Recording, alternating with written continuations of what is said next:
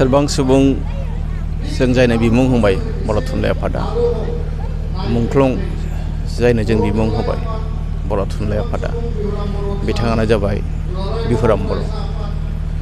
बर' हारिनि राव, बर' हारिनि थुनलाइ, बर' हारिनि सिनायथि, बर' हारिनि थामोनथा, बर' हारिनि बिजों, बर' हारिखौ धोरोमारि बिथिङाव फोसाबनाय सासे राफोद सुबुं राजखान्थिगिरि, बिथाङा सासे फिल'सफार, सान्थौगिरि, सानसुमै। बे सुबुंखौ जों दिनैनि सानाव 1990 मायथाइयाव गोरोन्थि सानलायनायनि फिथाइ महरै जों खोमानो गोनां जादों। दिनैनि बे रुंसारि सानाव, मुंख्लं सानाव बर' थुनलाइ आफादा गासैबो जोंनि बर' थुनलाइ आफादनि जिल्ला आफादफोरखौ जों खुंनो थाखाय बिथोन हरदों। बिथांनि बिहोमाया हारियाव गोबां दं।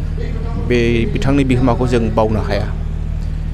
बर' थुनलाइ होननानै बुंब्ला गाहायै जोङो अराय सम बिनेश्वर ब्रह्म सारनि बाथ्राखौ जों लानांगोन, बिहुराम बर' सारनि मुंखौ जों लानांगोन।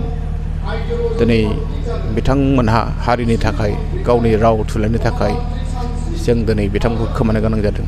बेनिफ्राय दुखुनांथावसिन आरो जेबो गैया बर' हारिनि जारिमिनाव। जि जालांबाय जों दिनै बेखौ बावनांसिगोन। नाथाय जों गेदेमा सुबुंफोरनि बिहोमाखौ जों बावनो मोना। आरो बिथांमोना मा होलांदो होलाङाखै बेखौ जोङो उन जोलैनो जों होलांनो हानांगोन। जोंनि उन जोलैफ्राबो बेखौ सोलोंनो थाखाय नाजानांगोन, मिथिनो थाखाय नाजानांगोन, बुजिनो नाजानांगोन। दिनै जोङो नैबे रौता फोथार गोदानारियाव बिथांनि जि मोनसे जोंहा फोथायफुनजि दङ, बेनि गेजेरजों बे हाबाफारिखौ खुंदों।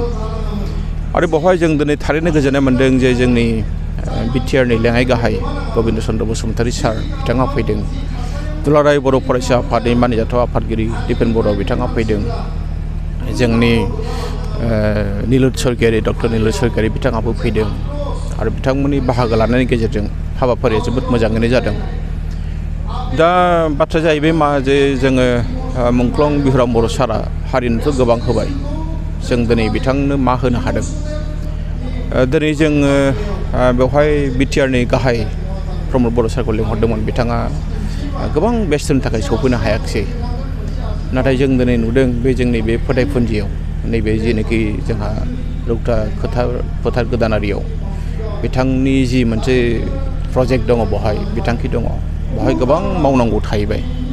दा बेखौ जों मावनो हायाखै। आं दिनै नैबे नोंथांमोननि खौरां बिजोंनि गेजेरजों खावलायनो लुबैदों जाहाथे जोंहा बिटिआरनि मानिजाथाव गाहाय बिथाङा एसे नोजोर होयो, बे बिथिङाव एसे नोजोर होयो, बिदिखौबो जों खावलायदों।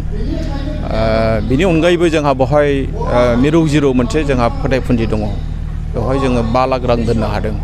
बर' थुनलाइ आफादा बुंदों जे बिनेश्वर ब्रह्म फोथायफुनजि आरो बिहुराम बर' फोथायफुनजि मोननैयावबो जोंहा बिटिआरनि चिफ बिथाङा खोथा होदों, जोंनो बेवहाय रां होगोन।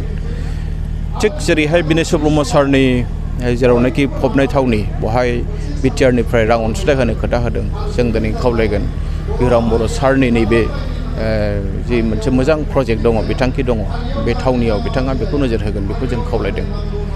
जेखियानो जाया मानो, जे जोङो दिनै बिहुराम बर' सारनि बे मुंख्लं सानखौ दुलाराय बर'फ्रानो, आसामनि जेसेबांनाखि जोंहा बर' थुनलाइ आफादनि जिल्ला आफादफोर दङ बिथांमोना फालिदों, गुदि थुनलाइ आफाद दं बिथांमोना फालिदों। बेखायनो आं बुंदों जे जोंनि गेदेमा सुबुंफोरखौ जों बावा, जों बावनो होआ, जों थैनो होआ। बिथांमोना थैलांबाय, नाथाय बिथांमोनखौ जों थैनो होआ। जों बिथांमोनखौ गोथां लाखिनाया जोंनि बिबान, जोंनि दायित्व'।